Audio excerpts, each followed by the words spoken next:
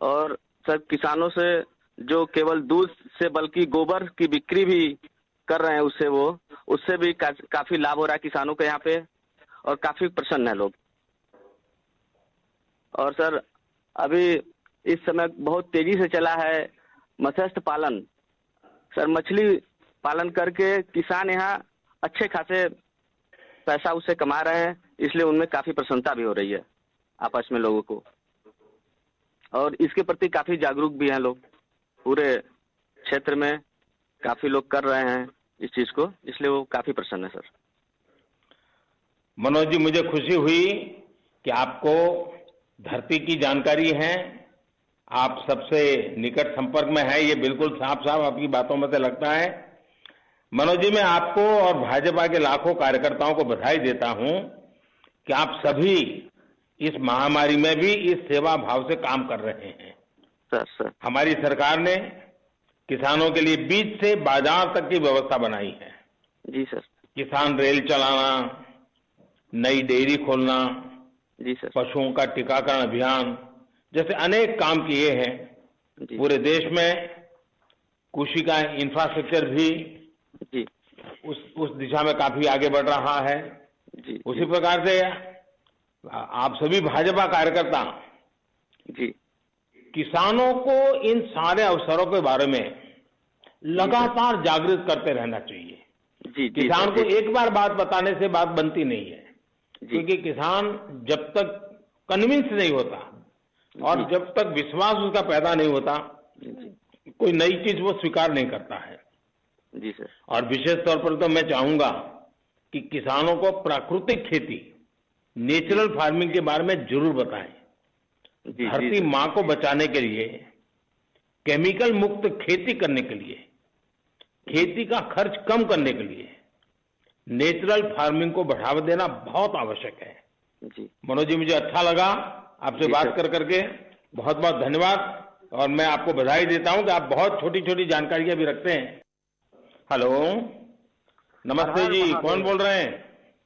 मैं श्रवण कुमार रावत, बूथ अध्यक्ष, पंडित दीनदयाल मंडल, वाराणसी दक्षिणी से बोल रहा हूँ। सर को श्रवण कुमार जी, बहुत खुशी हुई आपसे बात करने का मौका मिला। थोड़ा अपना परिचय बता दीजिए।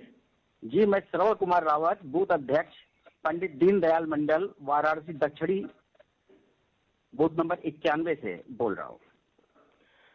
श्रवण जी, क्या हाल हो? बाबा के धाम का दर्शन आपने किया? जी हाँ, परिवार समेत बाबा के धाम का दर्शन किया हमने। बाबा विश्वनाथ जी के धाम के नव निर्माण के लिए मैं आपको नमन करता हूँ। पूरा परिसर बहुत दिव्य अलौकिक दिखाई दे रहा है इस समय सर। विश्वनाथ धाम के लोकार्पण के बाद दर्शनार्थियों की भी संख्या में भारी वृद्धि हुई है। फल फूल बेचने वाले भाइयों से लेकर बड़े बड़े होटलों को व्यापार बढ़ाने का अवसर मिल रहा है सर। बनारस की कचौड़ी देश भर के लिए वैसे ही प्रसिद्ध रही है, और यहाँ प्रसाद बेचने वाले और लकड़ी के खिलौने बेचने वाले ज्यादातर गरीब तबके के ही लोग यहाँ रहे हैं, और जिनको अब रोजगार का अवसर मिल रहा है, और उनके हृदय से आपके लिए बस आशीर्वाद ही निकल रहा है। माँ गंगा के निर्मलीकरण और इसके लिए किए गए प्रयत्न भी आपके द्वारा अद्भुत है सर। देश दुनिया के से यहाँ आने वाले हर तीर्थयात्री आपको बहुत बहुत बहुत आशीर्वाद देते हैं सर। और कल मुझे एक आदमी मिला था सर, जिसने श्री विश्वनाथ धाम में श्रमिक के रूप में कार्य किया था, और वो बहुत खुश था, अत्यधिक खुश था। उसकी खुशी देखते बनती थी सर, कि आपने जिस तरह से श्रमिकों के ऊपर फूल बरसाए थे और अपनी कुर्सी दूर फेंक कर और उनके साथ बैठे आपने वहां काम करने वाले को का इतना ख्याल रखा सर कि वो आपकी तारीफ करते आघाते नहीं है, और काफी खुश दिखे वो।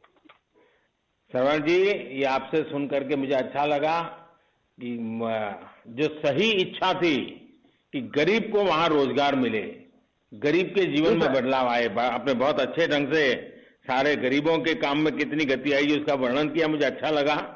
अच्छा, पहले भी आप तो विश्वनाथ जाते ही होंगे, तो काशी का तो कोई व्यक्ति होता ही नहीं कि जो काशी विश्वनाथ जाता ना हो। तो अभी क्या फर्क महसूस हुआ? जब पूरा परिवार गया तो क्या महसूस हुआ? सर, अब तो जमीन आसमान का फर्क आ गया है सर।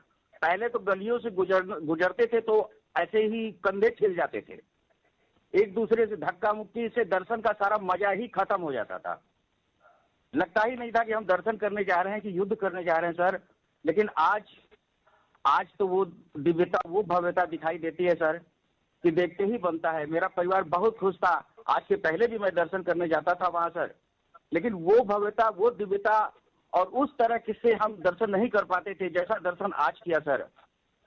और एक दिन मैं ऐसे ही वहाँ चौक है सर, और चौक पे मैं खड़ा होके मंदिर की तरफ देख रहा था, तो अजीब सा मन में एक खुशी व्याप्त हो रही थी सर कि आज से पहले मैं कैसा देखता था इस मंदिर को, कैसे मैं बता नहीं सकता सर। लेकिन आज इतनी खुशी है कि बाबा विश्वनाथ आज कैसे रूप में हमको दिखाई दे रहे हैं सर, और ये सब आपकी वजह से संभव हो पाया है सर। और कोई हम नहीं समझते कि कोई ऐसा कर पाता। आप तो सर इतिहास पुरुष हो गए।